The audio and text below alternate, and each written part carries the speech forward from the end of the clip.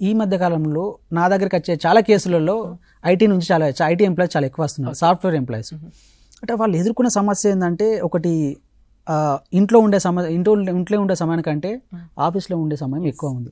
అక్కడ లైక్ కొలీగ్స్తోని ఉండే అవకాశము, ఓకే, దీర్ఘకాలికంగా లైక్ ఎక్కువ రాత్రిళ్ళు పనిచేయడము, సమయానికి మించి పనిచేయడము, ఎక్కువ లైక్ పని ఒత్తిడి ప్రధానంగా.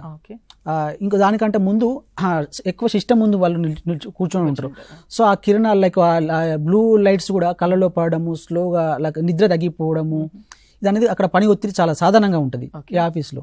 దాంతోపాటు లైక్ కొందరు టాక్సిక్ మేనేజర్స్ వాళ్ళ మీద లైక్ చిన్న చిన్న వాటికి ఎక్కువ ఒత్తిడి చేయడము, ఓకే, వాళ్ళు చేయలేని పనులు లైక్ ఎంప్లాయీస్ మీద నెట్టి వేయడము, లేదా మిగతా టీమ్ లీడ్స్ వాళ్ళు ఒకరు తప్పించుకొని ఇంకొకరు పని చేయడం, ఈ మధ్యలో లైక్ వాళ్ళు చెప్పే కంప్లైంట్స్ ఇవే.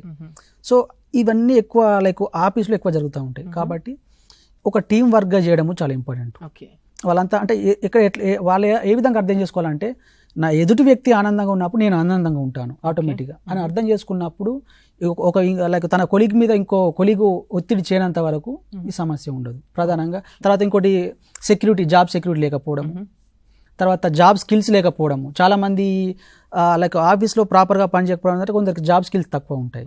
సో ఆ జాబ్ స్కిల్స్ లేకపోవడము ప్రధాన సమస్య. తర్వాత జీతాల్లో ఈ మధ్య కాలంలో ఎక్కువ అయిపోయిందంటే వాళ్ళ హైకు చాలా సంవత్సరాల నుంచి మేము ఇన్ని సంవత్సరాలు పని చేస్తూ ఉన్నాం సార్, ఇంత వెట్టి చాకరీ చేస్తూ ఉన్నాం, మాకు సరిగ్గా జీతాలు అందట్లేదు అని చెప్పడము, ప్రత్యేకంగా బాస్ యొక్క టార్చరు, ఇవి ప్రధాన సమస్యలు ఆఫీస్లో ఉండేవి. సో కాబట్టి ఆఫీస్లో ముందు వాళ్ళు ఇంట్లో కంటే ఎక్కువ ఆఫీస్లో ఉంటారు కాబట్టి అది ఒక ఫ్యామిలీ లాగా వాళ్ళు భావించుకొని లైక్ వాళ్ళకు ఉండే ఏ పని అయితే వాళ్ళందరూ సమానంగా విభజించుకొని చేసుకున్నప్పుడు ఏ సమస్య ఉండదు. ఓకే.